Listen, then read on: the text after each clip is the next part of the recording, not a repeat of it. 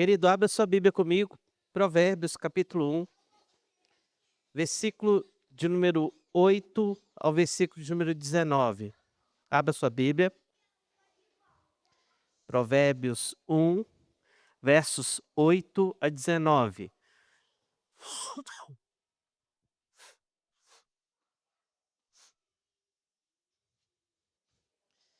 Meus irmãos, nós temos caminhado aí, né? Iniciamos uma nova caminhada aí de meditação no livro de Provérbios.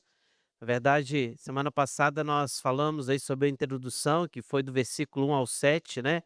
E hoje nós temos aí a primeira palavra dirigida ao filho, como nós vamos perceber, são na verdade 10 palavras seguidas, onde nós vamos ver a expressão filho meu, ou seja, conselhos a filho, né, a um filho. E assim nós também entendemos que o Senhor tem nos abençoado com conselhos vindo do alto, não são só para filhos, mas todos nós também que somos filhos do Senhor. Mas a realidade é que esses conselhos eles são universais, serve para todos nós. Mas é interessante nós observarmos que é aqui um pai preocupado com a sua prole. E nós possamos assim também entender que o Senhor quer nos falar o coração. E diz assim o versículo 8 até o versículo 19 da palavra do nosso Deus: Filho meu, ouve o ensino de teu pai e não deixes a instrução de tua mãe, porque serão diadema de graça para a tua cabeça e colares para o seu pescoço. Filho meu, se os pecadores querem seduzir-te, não consintas. Se disserem, vem conosco e emboscarmos-nos para derramar sangue, espreitemos ainda que sem motivo os inocentes, traguemos-los vivo como o abismo e inteiros como os que descem a cova. Acharemos toda sorte de bens preciosos, encheremos de despojos a nossa casa, lança a tua sorte entre nós, teremos todos uma só bolsa. Filho meu, não te ponhas a caminho com eles. Guarda as suas veredas os pés, porque os seus pés correm para o mal e se apressam a derramar sangue. Pois debalde se estende a rede à vista de qualquer ave. Estes se emboscam contra o seu próprio sangue e a sua própria vida espreitam. Tal é a sorte de todo ganancioso, e este espírito de ganância tira a vida de quem o possui. Vamos mais uma vez falar com o Senhor? Deus, obrigado pela tua palavra. Dá-nos, ó Deus, compreensão. Fala, Deus, ao nosso coração. E o teu Santo Espírito, Deus, dê-nos entendimento em nome de Jesus. Amém. Meus irmãos, então nós estamos aqui numa realidade onde temos um pai falando ao filho. Como dissemos, irmãos, a mensagem anterior de Provérbios, ela trouxe para a gente, e assim também praticamente todo o livro vai fazer comparações. E essas comparações é sempre sobre algo oposto ao outro, ou seja, são dois caminhos bem claros. Interessante que quando Jesus fala, né, que há dois caminhos apenas, né? É interessante que nós vamos encontrar esse caminho, esses dois caminhos em todas as escrituras. Isso se evidencia muito bem em Provérbios. Parece que durante a caminhada é um pai chegando para o filho e falando: ó, esse aqui é o nosso caminho, mas tem aquele ali, né? Cuidado, não se desvie por ele. A ideia que ele está sempre mostrando é a caminhada com Cristo, é a nossa vida diária com o Senhor. Então, nós observamos aqui, irmãos, que diante dessa primeira mensagem, que claramente a lição começa em casa. Fica bem claro e identificado que o versículo 8 ele está falando de um contexto familiar. Preste atenção comigo, ele diz: Filho meu, ouve o ensino de teu pai e não deixes a instrução de tua mãe. Então nós estamos falando, lembrando que nós estamos aí no mês da família, de um lar. E dentro desse lar vive um jovem. E esse jovem agora vai experimentar a vida, ou está sendo preparado para isso, está sendo aconselhado para sair. Então há uma diferença entre palavra e ensino. O versículo 8 fala que primeiro fala de um ensino e depois fala de uma instrução. O pai é aquele que ensina, a mãe é aquele que instrui, chamando a atenção para uma completude do ensino. Por quê? Porque a palavra traduzida para o ensino no hebraico é muscar, que tem, irmãos, na verdade, uma peculiaridade maior do que simplesmente o ensino, mas uma disciplina exercida, um castigo, uma correção. A ideia é que o pai é aquele que castiga, corrige, disciplina, para que a criança ou o jovem volte para o caminho de Deus. Já a palavra aqui, instrução no hebraico, é Torá, que você já deve ter ouvido os judeus muitas vezes se referindo a ela como sendo o livro da lei, os 5 primeiros livros. Só que ela tem essa ideia, então, de orientação, de instrução. Então, ele está definindo aqui para a gente o papel de um pai e de um filho, do pai e da mãe, na educação de um filho, onde um é responsável pela aplicação da disciplina, onde o outro é responsável pela administração da lei do coração daquele que mora nessa casa. Essa é a mesma palavra Torá, é aquela que a mãe injeta, até por causa do contato maior. Então, há claramente a ideia de um contexto familiar onde há uma completude do ensino. Aí você entende muito bem, irmãos, quando a Bíblia deixa bem claro do contexto familiar, da importância do homem e da mulher, no convívio familiar, como é dito, né, em todas as escrituras, que esse era o ideal sempre do Senhor. Mas, irmãos, há claramente aqui, então, essa família estruturada. E há aqui uma ênfase, há um clamor ao filho, para que ele se preocupe com o que recebeu. Aquilo que ele recebeu precisava ser guardado. Mesmo os pais ruins geralmente instruem seus filhos a fazerem o que é reto. Mas aqui, irmãos, se refere principalmente aos bons pais. Aos bons pais. Eu creio que vocês não estão passando meus slides aí, por favor. É?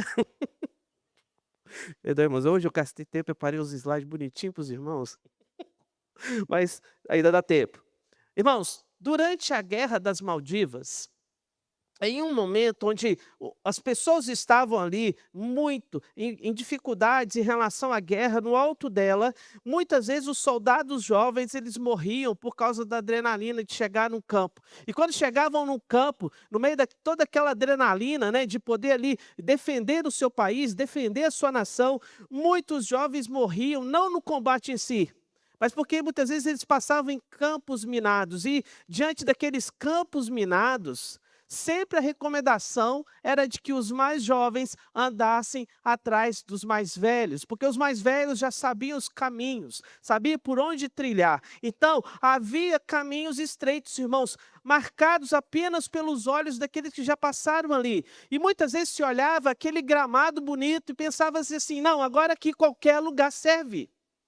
E eles pisavam, muitos desses jovens, em minas terrestres e perdiam ali suas vidas. Ou muitos deles voltavam sem sequer dar um tiro em combate, porque simplesmente não seguiam os caminhos, ou os passos, ou as pegadas dos mais velhos. Então, o soldado que desprezava a trilha do veterano, irmãos, não estava sendo autêntico, não estava sendo livre, ele não estava apenas, irmãos, buscando o seu direito de liberdade, mas ele estava apenas cometendo um suicídio. Então, a instrução do pai, no versículo 8, irmãos, é esse mapa do campo minado, onde, na verdade, ele não está cerceando o direito de escolha do filho, mas ele está entendendo aqui, chamando o filho a entender que a sua escolha, ela precisa ser preservada durante uma caminhada difícil. A vida é complicada. A vida é complicada, né? O que você mais vê hoje em dia, irmãos, é a juventude. Na minha época não tinha isso, não tinha internet, né? Mas da mesma forma como essa geração nova de jovens sai para fora e descobre que do nada que aparece boletos para pagar, por exemplo, a gente descobriu que tinha os boletos para pagar, né? Então, nós nos assustamos muitas vezes com as dificuldades que o mundo nos apresenta, e nós muitas vezes precisávamos recorrer àqueles ensinos que os pais nos deixaram. Essa é a verdade. O primeiro caminho que se encontra, irmãos, no versículo 8 e 9, ele não tem um apelo espantoso como os demais. No versículo 10 a 19, nós vamos ver um apelo, uma coisa assim, muito forçada. Olha, vem para cá, nós sabemos o melhor, nós temos o melhor caminho. Mas o versículo 8 e 9 é o caminho da paz, é o caminho dos pais, é o caminho de quem apresenta um caminho de amor, não um caminho aberto, onde ali há muitas promessas, irmãos, e muitas seduções vazias. E o filho pródigo sabia muito bem disso. O filho pródigo, se nós lembrarmos da história, ele achou que os caminhos que o pai tinha para ele agora já não era mais um caminho de vida e simplesmente achou que estava sendo cerceado da sua liberdade. Chega para o pai e fala: pai, dá-me a minha parte da herança, porque eu quero correr esse mundo. Eu quero viver a minha vida. E lá em Lucas 15, versículo 17, quando ele chega em si, daquilo que era a escolha errada que ele tinha feito para a sua vida, a palavra de Deus no versículo 17 diz que ele fala: quantos trabalhadores do meu pai têm pão com fartura, e eu aqui estou morrendo de fome. Sabe por quê, irmãos? Que na casa do pai há provisão, na casa do pai há segurança, e ele agora lembra disso. E depois, no capítulo 15 ainda, do versículo 22 a 24, nós vemos claramente que ali na casa do pai há algo diferente. E o pai, diz assim o texto, o pai, porém, disse aos servos: tragam depressa a melhor roupa, vistam nele, ponham um anel no dedo dele e sandálias nos pés, tragam e matem um bezerro gordo, vamos comer e festejar, porque este meu filho estava morto e reviveu, estava perdido e foi achado, e começaram a festejar. Esse é o Deus Todo-Poderoso que nos chama a viver com Ele. Esse é o conselho que é dado pela palavra de Deus. Mas, irmãos, o convite dos pecadores começa no versículo 10. E a grama verde atraente, que esconde morte, também registrada a partir do versículo 10. Ouvir, irmãos, as palavras dos pais não trazia para aquele homem, que esse jovem, a liberdade que ele desejava. E ele então resolve ouvir os companheiros. Charles Spurgeon, irmãos, ele vai dizer que a instrução dada pelos pais é como uma armadura de metal. Pode parecer pesada para o jovem no início, mas é a única que impedirá as flechas do tentador de agir no seu coração. Então, muitas vezes, irmãos, o que nós vamos ter como segurança é aquilo que vai nos defender, aquilo que nós recebemos do berço. A melhor forma de instrução para qualquer um é receber a formação dentro do lar, dentro da infância. Então, se você ainda está na condição de pai, hoje é dia de falar. Hoje é momento de abrir os pulmões e declarar para os filhos, irmãos, o caminho que eles precisam seguir. Mesmo que muitas vezes você ouça, né? Aquilo que muitas vezes, com certeza, você já disse para os seus pais: meu pai sabe de nada, minha mãe não sabe de nada. Mas quantas vezes nós voltamos e lembramos daquele conselho belo e muitas vezes voltamos a ele. O nosso desejo, a nossa oração, irmãos, precisa ser como de Manoá, como pai sim, como de Manoá, quando lá em Juízes 3, versículo 12, ele clama ao anjo: quando se cumprirem as suas palavras, qual será o modo de viver do menino e o seu serviço? Muitas vezes, irmãos, nós não estamos preocupados como os nossos filhos vão viver, como vamos levá-los diante de Deus, como eles vão se portar, mas temos deixado eles, irmãos, sendo levados pelos ventos. Um lar cristão, irmãos, é a primeira escola de sabedoria, e se as lições de casa não forem ignoradas, irmãos, as lições da rua, elas serão aprendidas com lágrimas e tristeza. Então, os pais, eles devem, irmãos, em todo momento ser ouvidos. E eles precisam ser ouvidos pelo amor que têm pelos filhos, mas também porque a obediência ao mandamento divino é uma realidade, é o primeiro mandamento com promessa. Pelos anos também vividos, irmãos, os pais precisam ser ouvidos, mas também pela sabedoria adquirida. E aí, irmãos, Hernandes Dias Lopes, ele fala uma frase interessante, ele diz que as imagens remetem à hora, à honra e à beleza. A obediência aos pais traz honra aos filhos, além de tornar a vida deles mais suave, bela e feliz. Os filhos, eles devem obedecer aos pais no Senhor. Os filhos, eles precisam andar com os pais enquanto for tempo. Ninguém se embeleza, irmãos, para não ser notado. Então, a beleza, o adorno que o texto chama a atenção, que há, é realmente uma verdade. Nós precisamos trazer isso em nosso coração e nossa mente. Hoje eu queria deixar então para você que o versículo 8 e 9 apresentou para a gente o caminho ideal. Mas a verdade é que quando do versículo 10 ao versículo 19 ele nos apresenta o caminho ruim, ou seja, aquela escolha que o filho muitas vezes vai ter que ter diante do mundo, irmãos, nós observamos aqui a sedução dos pecadores. E essa sedução dos pecadores, irmãos, ela é bem forte e viva na vida dos jovens. E eu queria deixar aqui em primeiro momento para você que a sedução dos pecadores leva a pecados mortais. Versículo 11, 12, eu queria que você estivesse lendo comigo, versículo 11 e 12. Vamos ver o que o versículo diz? Reforçando aí o que nós já lemos, leamos. Se disserem, vem conosco, embosquemo-nos para derramar sangue, espreitemos, ainda que sem motivo, os inocentes, traguemo-los vivo como abismo, inteiros como os que descem a cova. Meus irmãos, a palavra seduzir já denota para a gente algo ruim. O versículo fala sobre sedução. Versículo 10 ele fala o seguinte: Filho meu, se os pecadores querem seduzir-te. Então a palavra sedução, a palavra já tem associada geralmente a algo negativo. Por que algo negativo? Porque se alguma coisa precisa ser forçado, se precisa ser, irmãos, muito enfatizado, é porque aquilo simplesmente não é algo bom, não é algo natural. Então, por exemplo, quando um vendedor, quem trabalha no comércio, tem uma mercadoria parada na sua loja, ele precisa, irmãos, usar de muita destreza no falar para poder convencer aquelas pessoas que passam por ali de que aquela roupa é boa. E muitas vezes, irmãos, com alguns enganos, não é verdade? Muitas vezes ele precisa ressaltar até coisas que aos olhos das pessoas não se veem. E a realidade nossa é a mesma, irmãos. Muitas vezes, quando nós não entendemos que as coisas precisam ser muito encantadas, não é aquele claro, irmãos, aquela clara verdade, aquela clara realidade daquilo que nossos olhos próprios veem, nós somos então pessoas que estão caminhando para o engano. Uma pessoa que precisa seduzir a outra já é sinal de que planeja fazer algo de ruim. É algo que nós precisamos trazer em nossa mente. Se planeja fazer, irmãos, não é algo dentro do normal, convincente por si só. Então, nada de bom pode ser tirado de um ato pecaminoso. E aqui o que nós observamos é um convite para um ato pecaminoso. Ravi Zacarias, irmãos, ele diz que o pecado te levará mais longe do que queria ir, te manterá lá mais tempo do que você queria ficar e te custará mais do que você queria pagar.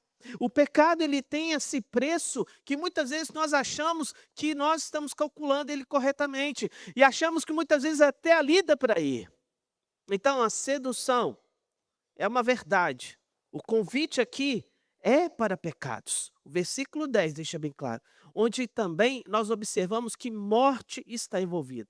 Agora, o convite, irmãos, é para tirar vida. Olha o versículo 11, ele fala que é a ideia de tirar vida e derramar sangue inocente. O versículo 12 ainda parece indicar claramente um plano arquitetado, irmãos, no sequestro, seguido de morte e roubo dos bens. Claramente, uma atitude monstruosa. Irmãos, o que esse texto está chamando a atenção é que a sedução proposta é algo que vai trazer morte. Só que, quando a gente vai observar, como por exemplo, no final nós vamos observar isso, que na verdade quem está sendo morto é o seduzido. Não são só aquelas pessoas que eles estão tramando contra, mas aquele que pratica o pecado morre no pecado. O pecado mata. Essa é a verdade. O pecado mata. Irmãos, sabe o que parece e muitas vezes a gente encontra nesse mundo? Lembra da história do cavalo de Troia? Eles não conseguiam vencer Troia por causa dos seus grandes muros, as suas fortificações, o seu grande exército. Então ficou conhecido dentro da história uma das armadilhas mais bem feitas, onde aquele povo abriu a cidade para entrar ali um presente, um cavalo que tinha sido dado como presente para aquela cidade, um grande e imponente imagem de um cavalo. Só que durante a noite, irmãos, aquele cavalo estava cheio de soldados inimigos. E a história conta que quando abriu ali, né, de madrugada, aquele cavalo, soldados saíram e mataram todos. Assim é o pecado. O pecado, irmãos, ele vem bonito.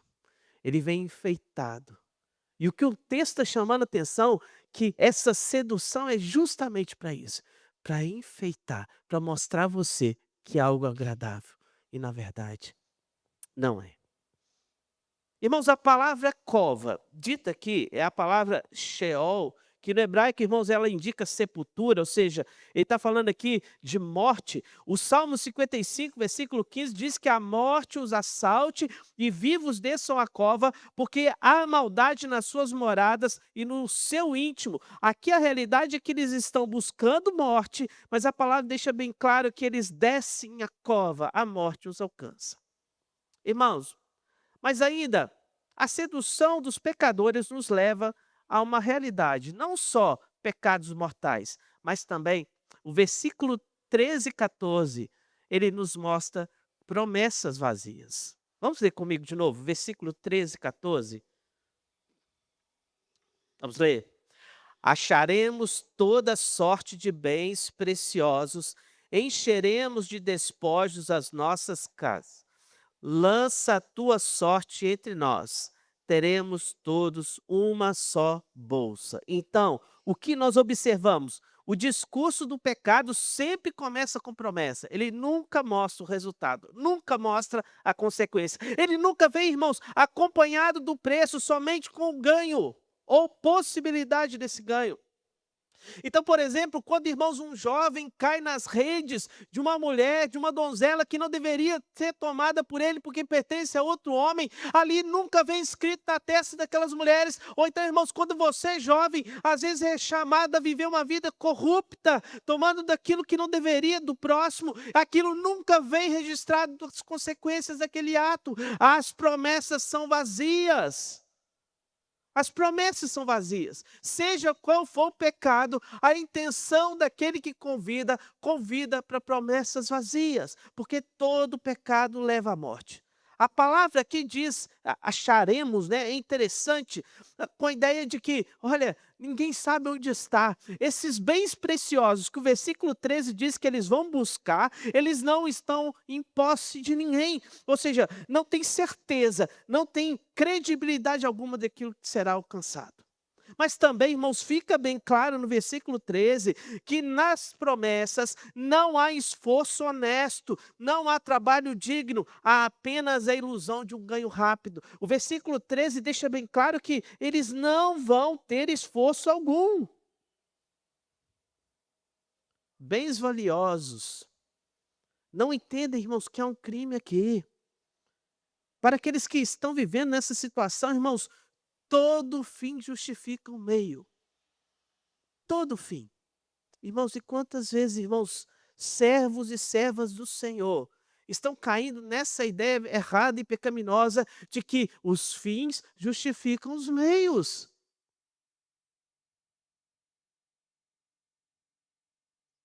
E muitos acham, irmãos, que Deus vai perdoar e está tudo certo. Mas não perceberam, irmãos, que o pecado já os matou por dentro. Não perceberam que já fizeram a escolha. Não perceberam que já comeram um prato de lentilha e trocaram as finas iguarias do Senhor. Trocaram o seu direito de primogenitura por algo que é passageiro e irrelevante. O propósito, irmãos, é a casa cheia. Versículo 14, ele chama a atenção para a gente que aqui então há um propósito de encher. Olha, e ali, lembrando que Provérbios 16, versículo 8 nos afirma, irmãos, que melhor é o pouco havendo justiça do que grandes rendimentos com injustiça. Eles mesmo assim alcançam. O versículo 14 fala que lança a tua sorte entre nós, teremos todos uma só bolsa. Aqui a sedução se aproxima agora, irmãos, não apenas de riqueza, é uma realidade a ideia de pertencimento. O que ele quer dizer com pertencimento? Você agora faz parte do grupo. Querido, sabe o que jovem mais quer, principalmente adolescente? Seu filho quer fazer parte da galera. Quer fazer parte da turma. Então, você agora faz parte da gente. Olha, lança a sorte entre nós. Todos serão iguais, né? Todos ganharão juntos. Ninguém sai perdendo. Mas isso é mentira. O pecado sempre comete, irmãos, promete comunhão, mas no final o que ele produz é cumplicidade na destruição.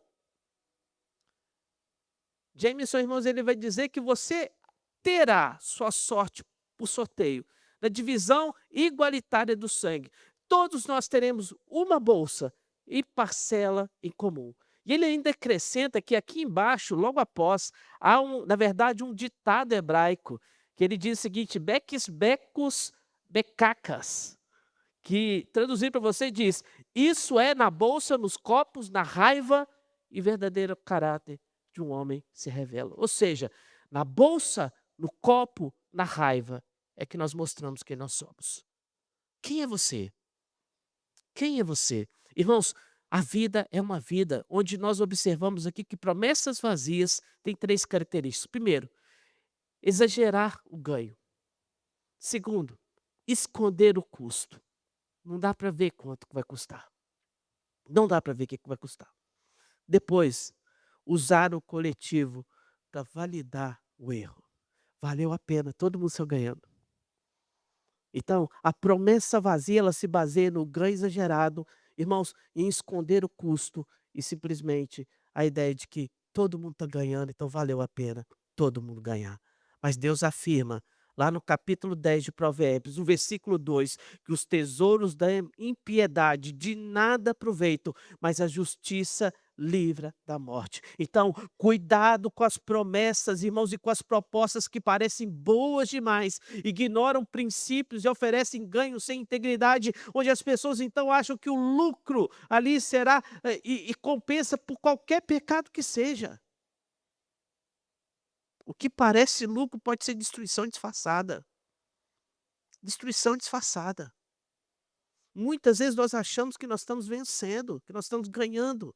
Lembra que Provérbios 16 vai nos dizer que há caminho para os homens parece direito, mas no final dá caminhos de morte. A morte espreita quem vive e quem busca caminhar em meio ao pecado, achando que o pecado é fonte de lucro. Seja qual for o lucro. Seja lucro material, seja lucro de prazer, ou seja, aquilo que eu estou ganhando em prazer, seja o que for.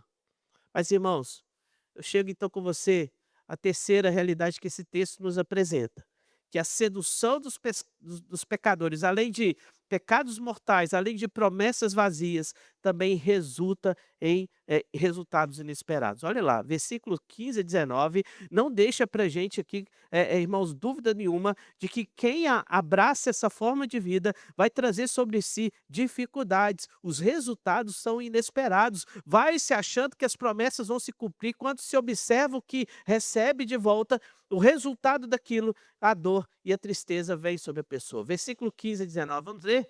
Vamos lá? Filho meu, não te ponhas a caminho com eles, guarda das suas veredas os pés, porque os seus pés correm para o mal e se apressam a derramar sangue, pois debalde se estende a rede à vista de qualquer ave. Estende-se e emboscam contra o seu próprio sangue, e a sua própria vida espreitam.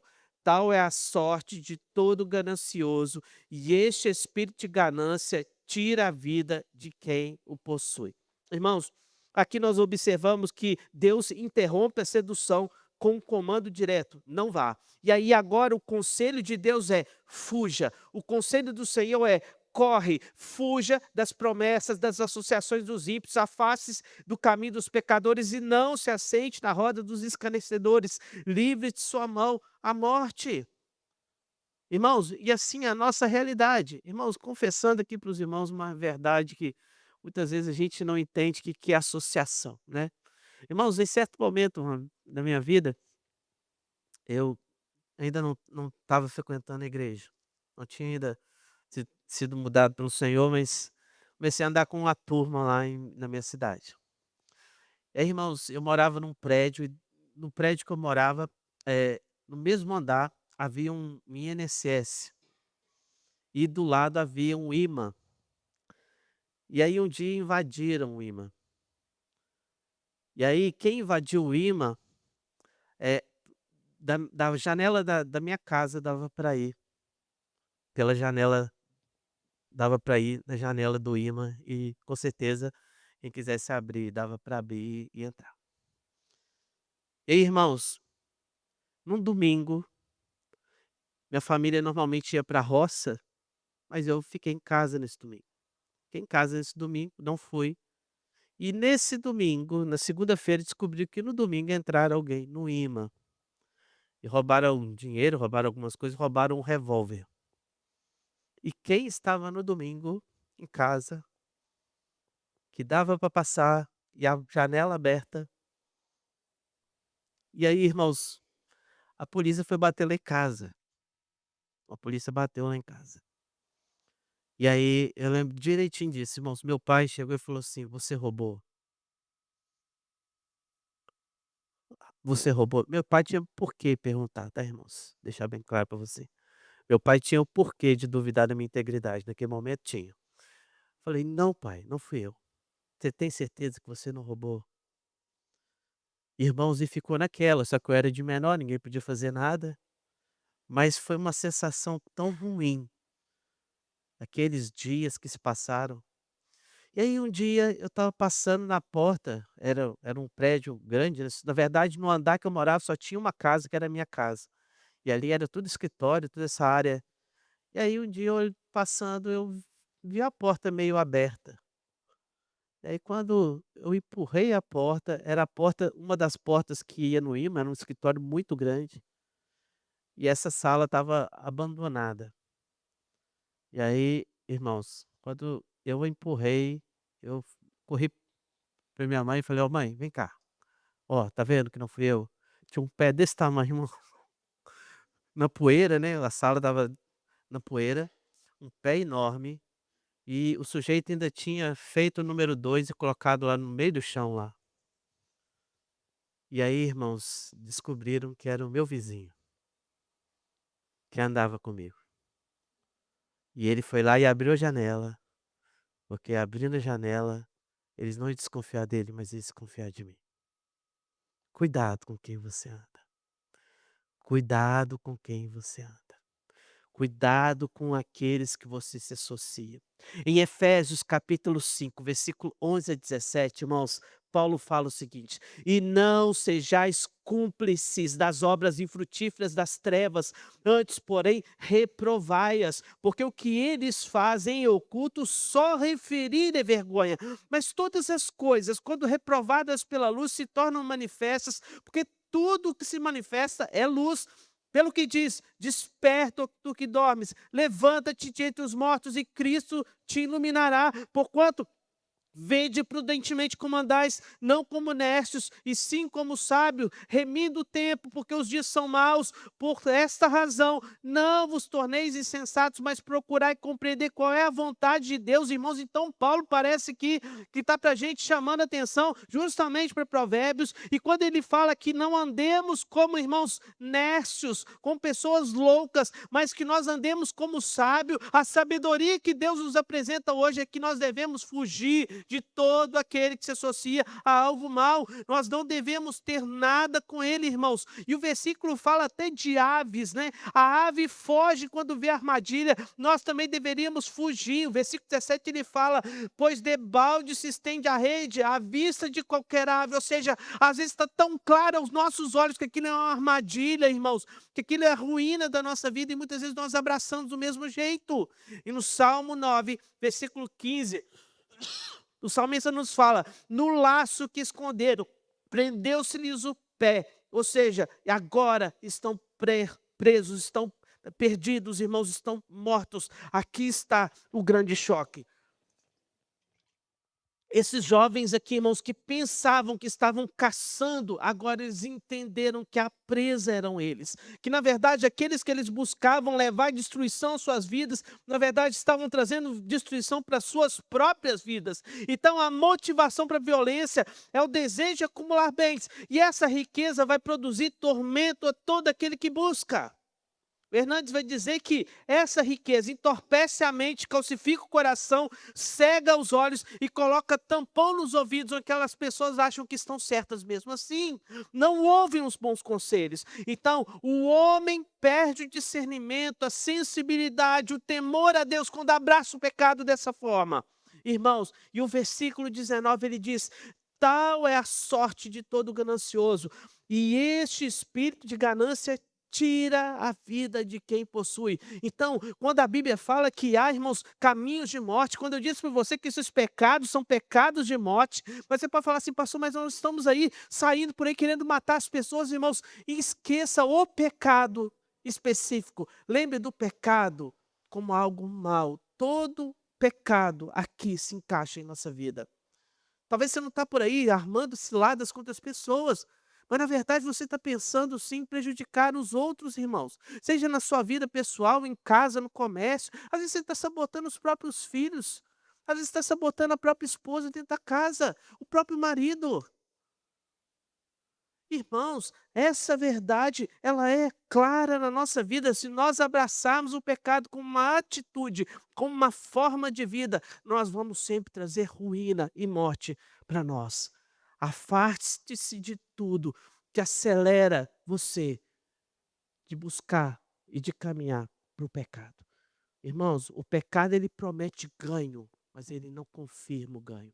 O único ganho verdadeiro e providencial para a nossa vida é seguir o versículo 8 e 9 e entender que o caminho que Deus tem preparado para nós é um caminho de vida. E esse caminho de vida, ele é aconselhado por quem tem amor em suas palavras.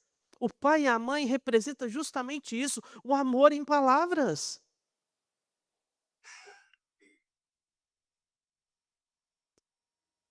Irmãos, é um dos vínculos que você precisa, como pai, entender. Você precisa entender que eles nunca vão te dissolver. Você entende de um lado, mas você não entende do outro. Por que que eu digo que você entende de um lado, né? Você chega lá na Rosinha, a Rosinha fala assim: "A minha menina ali, ó, Vanessa, quase 40 anos nas costas, menina, menina", né. Ah, não é? A dona Neuza fala: "A minha menina ali", a Rose, irmãos, chama a Rosemara de menina. Mas por que que ela não pode mais aconselhar você, ô Vanessa? Por quê? Deixou de ser mãe? Seu pai Dima deixou de ser pai? Foi, dona Neuza, só deixou de ser mãe da Rose? Só pode puxar a orelha dos 2 lados. Como nós falávamos lá em Minas, até dá aquele estalinho, tá valendo. Sério, irmãos, você não deixou de ser pai nem mãe. E você, querido, não deixou de ter pai e mãe para deixar de honrá-los não. Ouça-os com sabedoria. Aplique em suas vidas os princípios de quem pensou em você, quando pensou em te aconselhar, pensou em aconselhar em amor. Eles erram também, erram, com certeza, eles erram, mas não pensando em te prejudicar. Agora lá fora a única coisa que você encontrar é erro proposital, pensando em você só como um bode expiatório, só como alguém que está sendo usado, está sendo usado. Para concluir, querido, deixa eu chamar a atenção para você, que depois de tudo que vimos, a pergunta para mim, para você é: se a sedução virá? Não, ela vai vir. Será que um dia eu vou ser seduzido? Não, você vai sim. Aqui nós precisamos entender quando ou de quem virá essa sedução. Provérbios começa em casa, com a voz do pai, com a instrução da mãe. Mas termina, irmãos, apontando para algo que é muito maior. Ele termina nos chamando a atenção para 2 vozes disputando o seu coração. A primeira voz que disputa o seu coração é o do pai que conduz à vida, e a segunda voz é dos pecadores que conduz à morte. Agora vamos elevar esse texto, além do que nós falamos, que o pai pensa em você com amor, o pai te aconselha com amor, mas você agora se enquadra como eu, debaixo desse plano mais elevado. É Deus te chamando a viver uma vida de retidão. não uma vida de pecado. Agora o Pai entra, o Pai celestial, porque Provérbios não termina com uma lição de moral apenas, irmãos. Ele está apontando para Cristo, porque na verdade, irmãos, nós todos precisamos de alguém que nos oriente. Nós todos, irmãos, somos tentados. Nós todos, irmãos, inclusive aqueles que se dizem mais santos, são inclinados ao erro. Nós, irmãos, não apenas ouvimos convites errados, irmãos, mas muitas vezes nós queremos ir a esses convites errados. E é exatamente por isso que eu e você precisamos do Salvador. É por isso que precisamos de Jesus. Nós precisamos de Jesus porque nosso coração é inclinado a Ele, a esse mal. E louvado seja Deus, irmãos, que quando Ele abre a voz, Cristo é o oposto do caminho dos pecadores e nos apresenta um caminho de vida. De vida. Ele entrega a própria vida.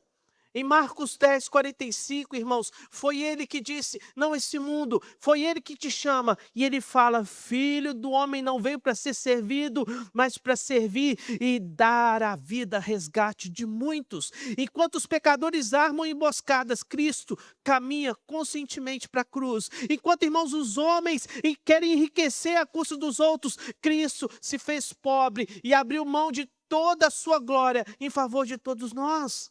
A cruz é o maior contraste, irmãos. Na cruz nós vemos dois caminhos: o caminho do pecado que leva à morte e o caminho de Cristo que passa pela morte, mas gera vida. 2 Coríntios, irmãos, 5, 21, ele diz, aquele que não conheceu o pecado, Ele o fez pecado por nós, para que nele fôssemos feitos justiça de Deus. Então, a decisão é clara.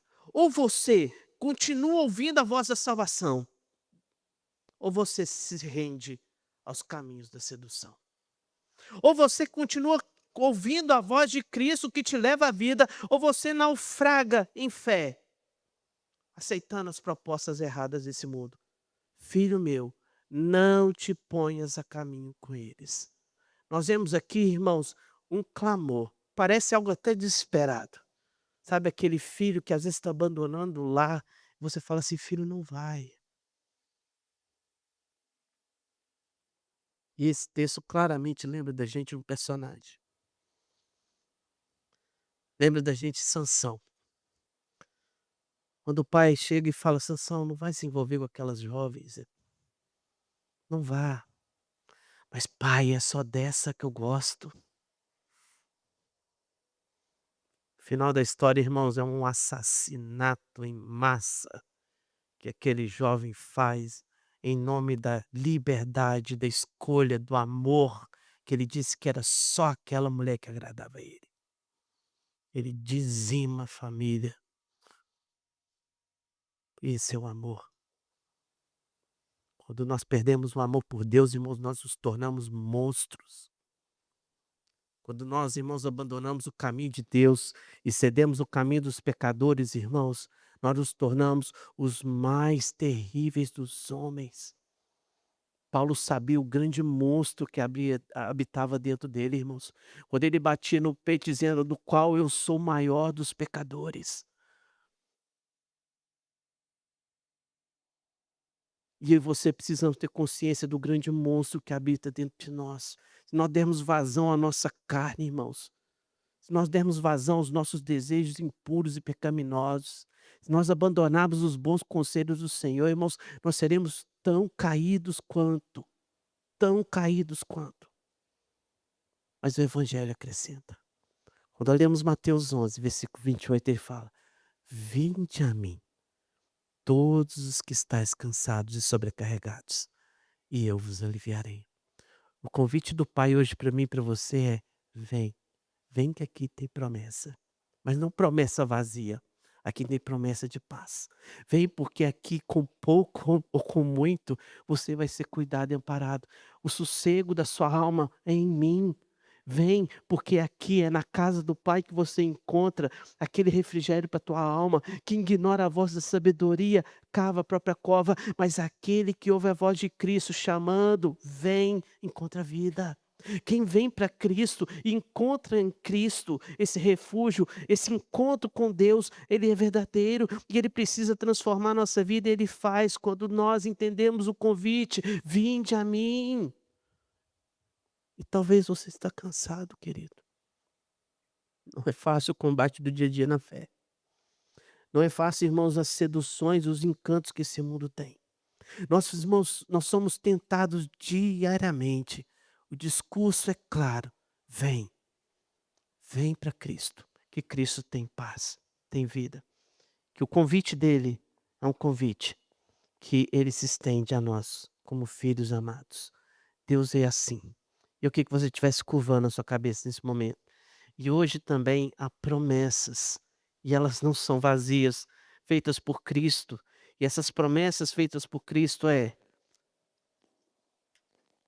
que a vida que nos espera, ela é incomparavelmente melhor.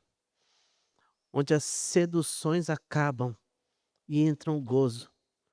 Onde nós podemos agora sim viver e desfrutar da liberdade alcançada por Cristo na sua plenitude, na promessa.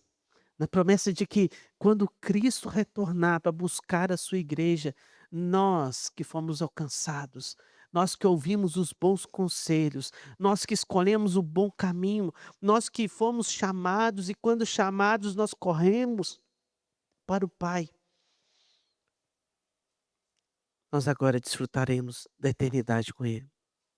Então, esse momento, querido, é o momento de você abrir teu coração para o Senhor. O convite Ele já te fez. Vinde a mim.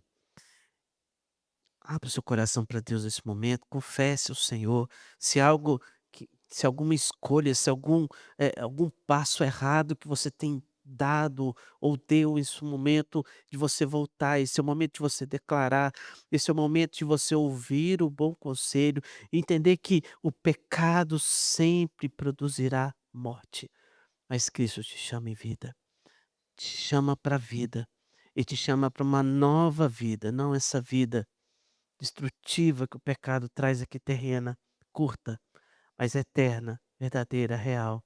Não para lá, mas para cá já, para o presente, para a realidade que vivemos hoje. Confesse ao Senhor o seu pecado. Fale com Deus. Abre o coração para o Senhor. Deus, bendito é o Senhor, que não nos deixou, Deus, na imundícia do nosso pecado, mas com graça e amor nos encontra e nos chama de volta. E a promessa do Senhor de vida, Pai, hoje oferecida a nós, nós, ó Deus, clamamos a Ti, Pai. Que o Senhor, Deus, possa aquecer os nossos corações, Pai.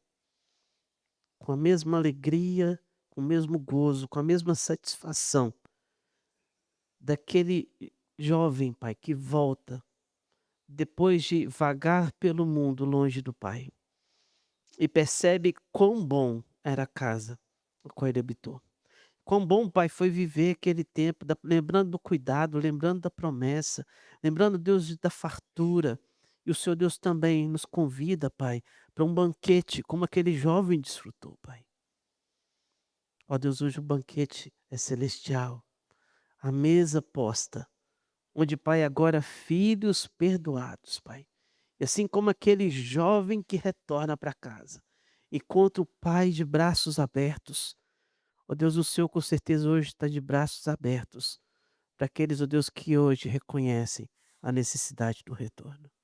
Abençoa a nossa vida, Pai. Guarda-nos, Deus. E hoje, com alegria, Deus, nós possamos participar da Tua mesa. Perdoa-nos, Pai. E assim, Deus, como nós temos vivido, Deus, em santidade, temos buscado esse caminho, Pai, que as novas gerações também possam aprender esse caminho. Abençoa o nosso lar, Pai, para que ali nas nossas casas, Pai, o que seja anunciado, pregado e vivido, Pai, por todos nós, seja, Deus, a palavra do Senhor, o caminho de salvação. Nós oramos gratos, ó Deus, consagrando ao Senhor, Pai, essa mesa em o nome de Jesus. Amém.